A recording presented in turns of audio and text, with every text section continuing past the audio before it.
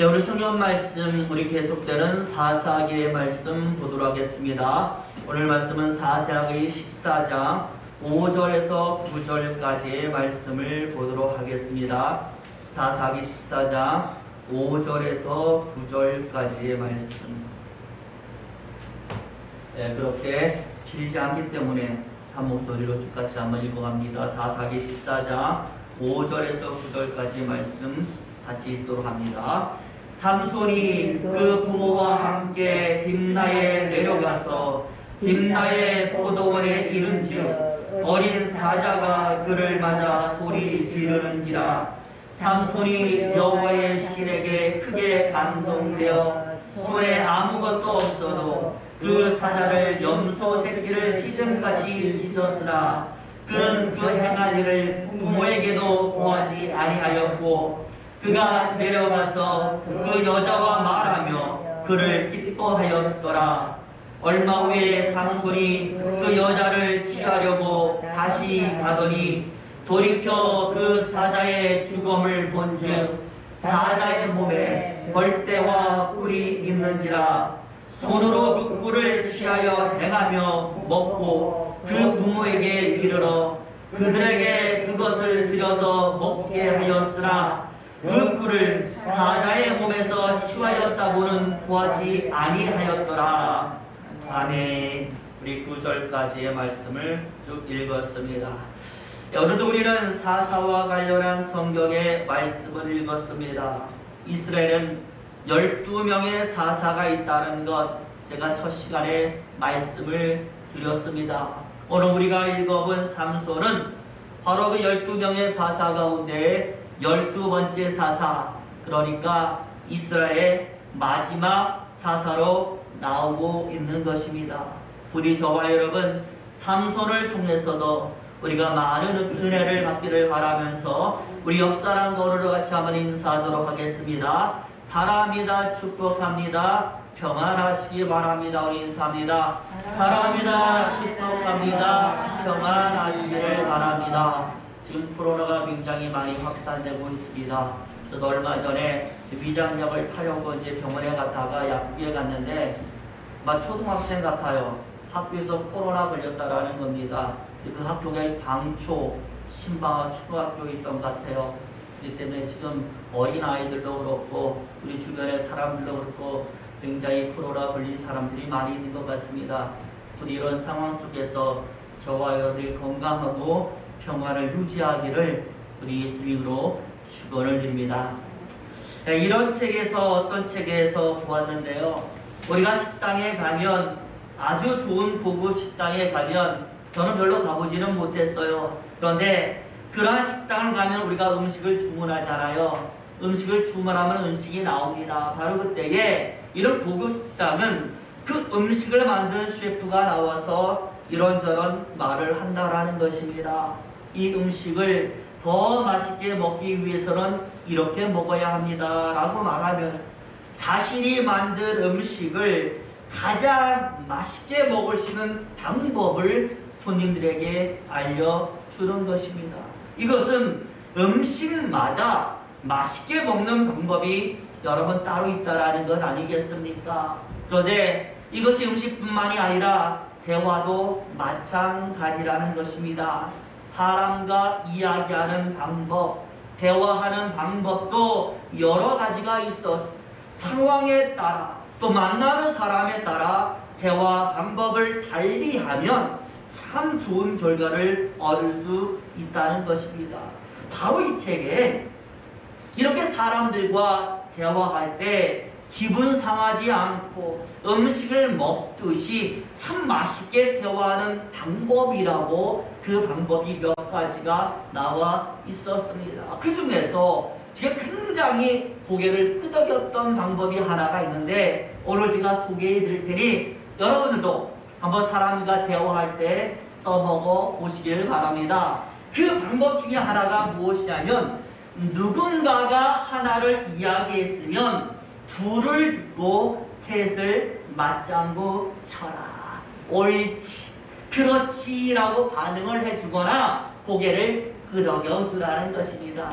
저와 여러분 맞장구라는 것 자체가 너의 이야기를 내가 지금 이렇게 잘 듣고 공감하고 있다라는 것을 몸으로 보여주는 것 아니겠습니까? 손바닥도 서로 부딪혀야만 짝소리가 나듯이 누가 내 말에 대해서 크게 호응해주면 괜히 기분이 좋은 것입니다. 저도요 뭔가 얘기하고 설교하는데요 그냥 가만히 있는 것보다 그래도 고개를 끄덕여 주거나 이런 분들의 모습이 보이면 힘이 나는 것입니다. 마찬가지입니다. 모두가 다 똑같다라는 겁니다.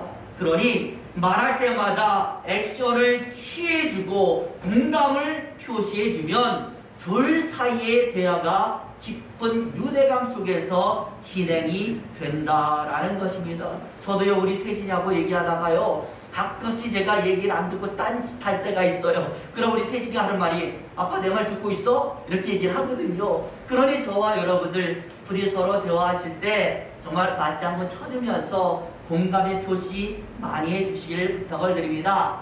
그런데 여기 이것이 가만히 보니까 저는 신앙도 똑같구나라는 생각을 한번 해봤어요. 왜냐하면 진심을 담아서 반응을 하면 60배, 100배, 만배의 기쁨이 나타나게 되는 겁니다.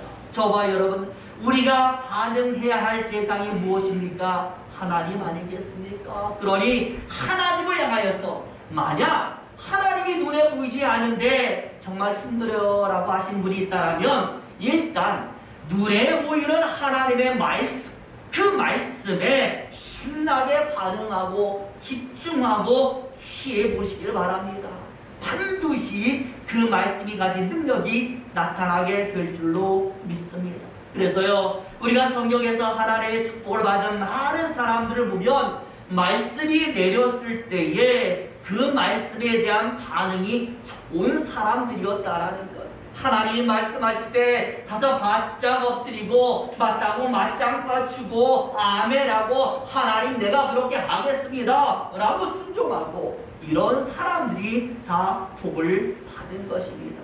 그러니 저와 여러분 부디 오늘 이 시간에도 들려지는 말씀을 통하여 또는 여러분들이 손에 가지고 있는 하나님의 말씀을 향하여서 정말 진솔하고도 좋은 반응들이 저와 여러분에게 있어지기를 예수의 이름으로 축원을 드립니다.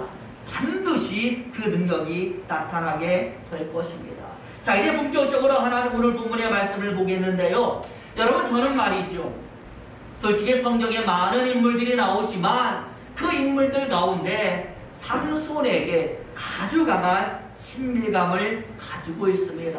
왜냐하면 다른 인물들은요 너무 위대해요. 내가 존경하며 바라볼 수는 있어도 그대로 따라 살기가 정말로 쉽지가 않은 것입니다. 그런데 삼손은요 실제 살아가는 성도들의 모습과 너무나 가깝다라는 것이죠. 비록 사사라는 위대한 직책을 가지고 있지만 맨날 실수하지 않습니까? 허점도 많고 서투르고 너무나도 나와 닮은 것입니다. 위로받는 거예요. 삼손도 똑같구나. 그래도 내가 삼손만큼은 타락하지는 않았는데 내가 아브라함만큼은 못해도 삼손만큼은 할 수 있겠구나 라고 저는 위로를 받습니다.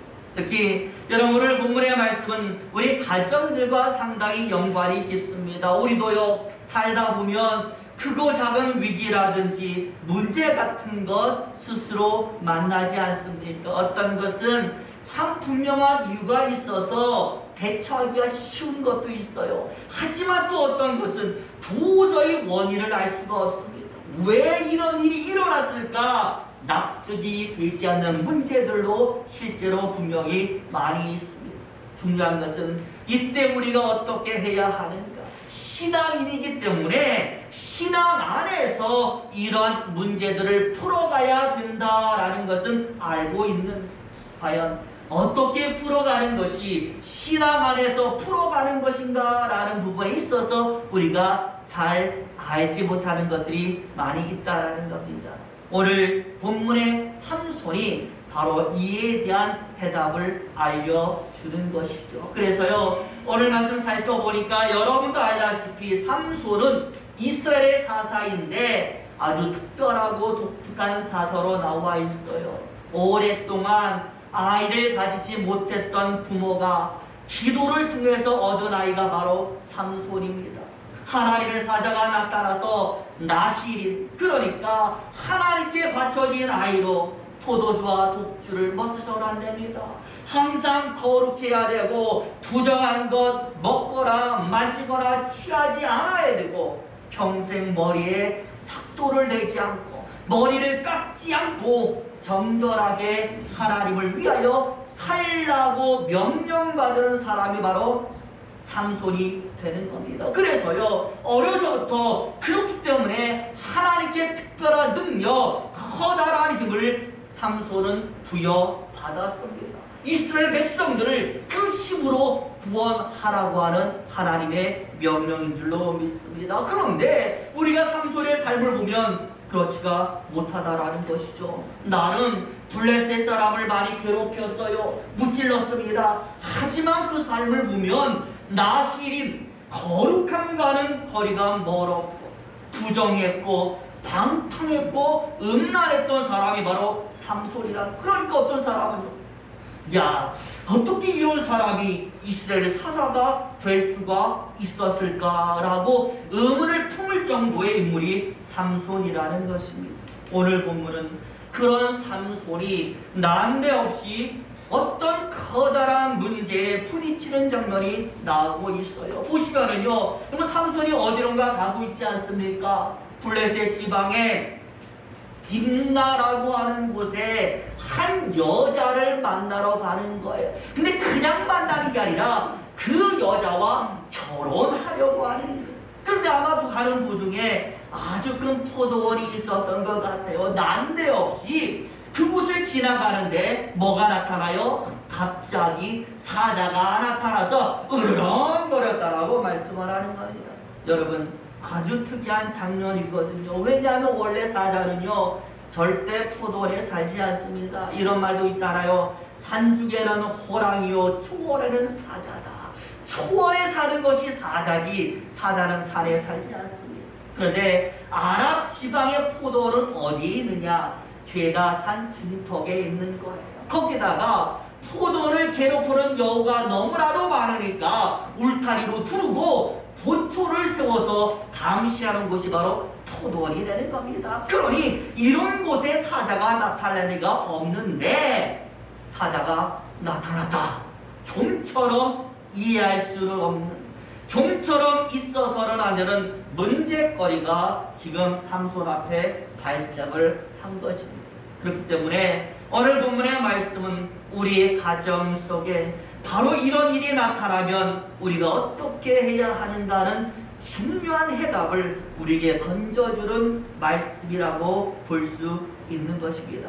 여러분, 먼저 이런 문제가 발생하면 그 원인을 우리가 살펴봐야 되지 않겠습니까? 오늘 삼손을 통해서 볼 때에 예상치 못한 그런 일들이 발생하게 되면 성경은 항상 두 가지를 우리에게 알려줘요. 하나는 무엇일까요? 경고의 의미다라는 걸 알려주고, 또 하나는 은혜의 의미다라고 말씀. 경고와 은혜의 의미가 있다라고 말씀을 하는 거예요. 여러분, 오늘 본문에도 보면은 삼손이 딥나라로 가는 이유가 무언가 봤더니 아까 뭐라 그랬어요? 결혼이라고 했어요. 결혼은 좋은 겁니다. 그런데 누구와 결혼하느냐라고 할 때에 이방 사람이에요. 그것도 자기들을 괴롭히고 있는 원수 나라의 여인과 결혼하라고 하는, 율법에서 분명히 그 많은 결혼 아니겠습니까? 해서는 안 되는 결혼을 지금 하러 가는 거예요. 거기다가 부모가 말리는데 3절에 보니까 부모가 안 된다라고 말리는데도 그는 가고 있었다라는 것입니다. 그러니 부모의 말도 어기고 하나님의 말씀도 어기는 삼손 앞에 오늘 난데없이 있어서는 안 되는 이상한 일이 발생해서 사자가 길을 딱 막고 있었다는 것은 여러분 어떤 의미가 되겠습니까? 저는 생각합니다. 가지 말라는 하나님의 경고가 되는 줄로 믿습니다. 하지 말라는 하나님의 경고가 되는 것입니다. 우리가 구약에 봐도요, 이와 비슷한 사건이 하나가 있잖아요. 기억하십니까? 민수기에 보면은 하나님을 잘 섬긴다라고 유명한 선견자 발람이라는 사람이 나와요. 이스라엘 백성들이 가나안에 가는데 가나안 앞에 있는 모든 민족들 다 말살하니까 아람이라는 나라, 모압이라는 나라의 왕 발람이라는 사람이 걱정이 돼서 누구를 찾아와요? 발람을 찾아와서 우리나라가 죽게 됐어요. 이스라엘 때문에 망하게 됐어요. 그러니 당신의 그 신통력으로 누구를? 이스라엘을 저주해 주세요. 이스라엘 망하도록 저주해서 우리 모압을 살려주세요. 하나님을 섬기는 선지자에게 하나님 백성 망하게 저주해달라고 그렇게 부탁을 하는 겁니다. 여러분, 발람이 이때 어떻게 해야 될까요? 반드시 거절해야 되는 거예요. 나는 하나님의 선지자니까 그렇게 할 수 없다라고 거절해야 되는데 달콤한 말로 꼬셔요. 막대한 재물을 던져면서 꼬시니까 그가 어떻게 따라갔다라는 겁니다. 중요한 것은 따라가는데 가야 되지 말 곳을 따라가는데 갑자기 어떤 일이 나타나느냐. 나귀가, 자기가 타고 가던 나귀가 사람의 말을 하면서 자신의 앞길을 딱 막는 거예요. 나귀가, 짐승이 어떻게 사람의 말을 하겠어요? 그런데 짐승이 사람의 말을 하면서 자기를 꾸짖고 있다라는 겁니다. 말도 안 되는 일이 일어난 것이죠. 저와 여러분, 무엇입니까? 하나님의 경고가 되는 것입니다.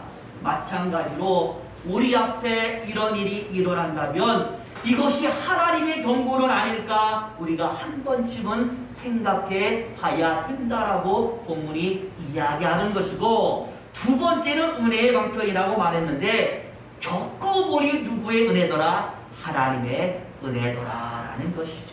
오늘 본문에도 보면 사자가 길을 딱 막았습니다. 삼손이 어떻게 하고 있습니까? 그 큰 힘으로 때려잡았어요. 근데 누구의 힘이냐라고 할 때 오늘 본문에 보니까 성령의 힘이라고 말해요.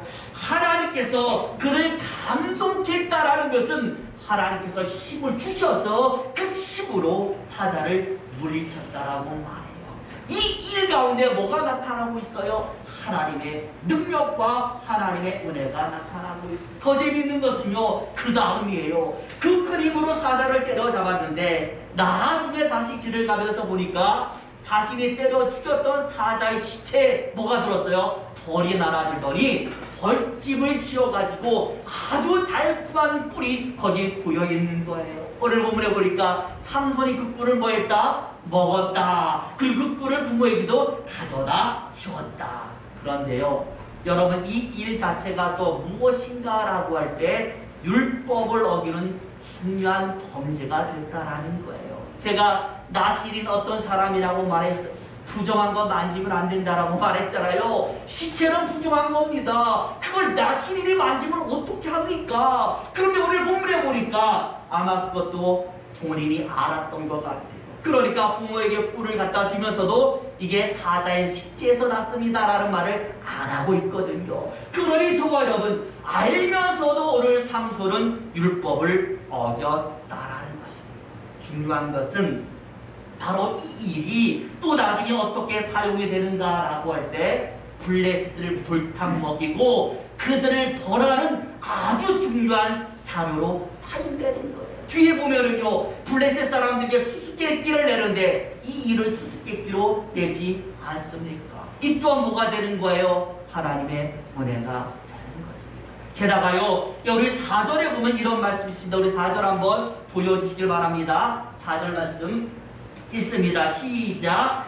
이때에 블레셋 사람이 이스라엘을 관할한 고로 삼손이 틈을 타서 블레셋 사람을 치려 함이었으나 그 부모는 이 일이 여호와께로서 나온 것인 줄을 알지 못하였더라.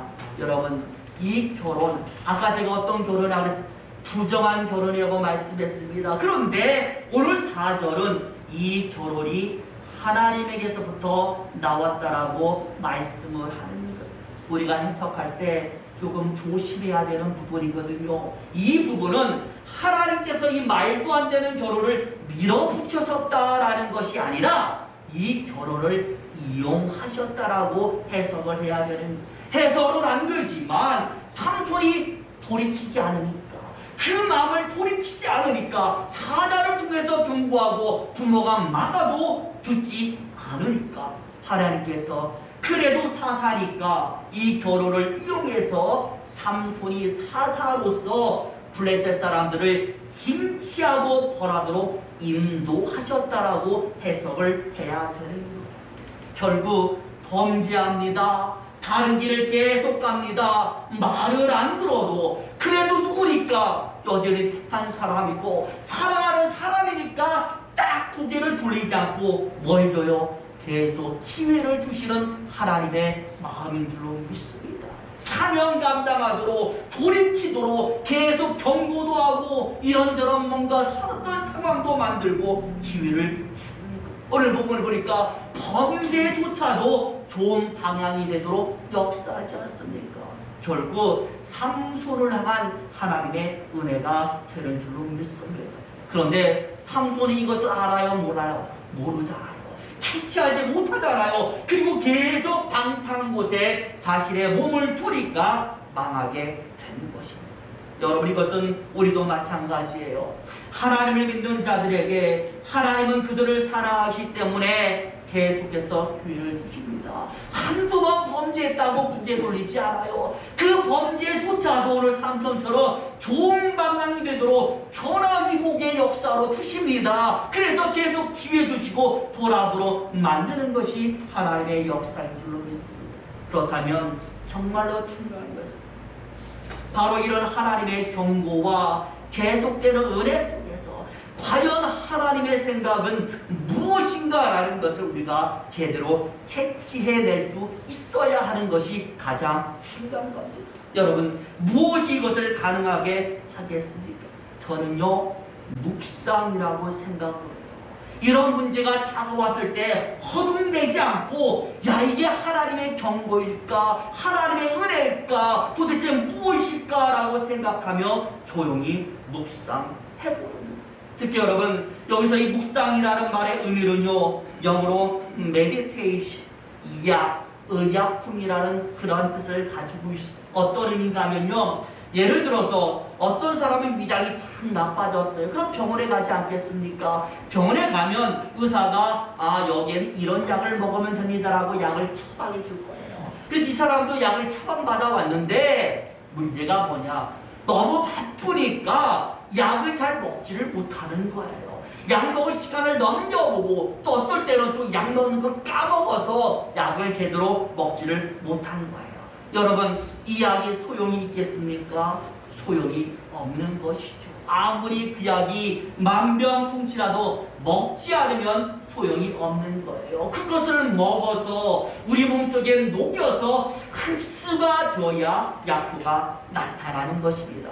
저는 묵상이 바로 이와 똑같다라는 거예요. 묵상이 가진 강력한 힘의 근원이 무엇이냐? 하나님의 힘의 근원인 말씀을 우리 삶에 녹여내는 거예요. 우리 안에 녹여내는 것이 바로 묵상이 되는 거예요. 내 몸속에 들어가게 만들어서 운동력 있고 날선 검 같고 심령과 골수를 쪼개는 그 하나님의 말씀이 언제든지 생각나고 언제든지 적용되게 만드는 것이 바로 묵상의 힘인 줄로 믿습니다. 하나님의 말씀을요, 내 안에 집어넣는 것이 바로 묵상이에요. 그러니 당연히 묵상 많이 하는 사람들이 예수 안에서 강한 사람이 되는 겁니다. 그런데 여러분, 삼손의 인생을 보면 알지만 삼손의 인생 속에서 기도했다, 하나님을 찾았다, 묵상했다, 찾아볼 수 있습니까? 전혀 찾아볼 수가 없는 거예요. 죄다 방탕하고 죄짓고 사람 죽이는 이야기만 나와 있으니 삼손이 강할래야 강해질 수가 없는 겁니다. 부디 저와 여러분, 위기 속에서, 문제 속에서, 아니 그 어떤 상황 속에서도 평소에도 묵상하는 사람이 되시기를 예수 이름으로 부탁을 드립니다. 어떤 방법이라도 좋아요. 기도를 통해서 묵상할 수 있습니다. 하나님 말씀 읽으면서도 우리 묵상할 수 있어요. 눈을 감고 조용히 하나님의 이름을 불러가면서도 우리는 묵상을 할 수가 있는 겁니다. 부디 저와 여러분 모든 상황을 기회요, 은혜요, 축복으로 만들 수 있도록 묵상을 생활하시기를 예수 이름으로 축원을 드립니다. 기도하겠습니다.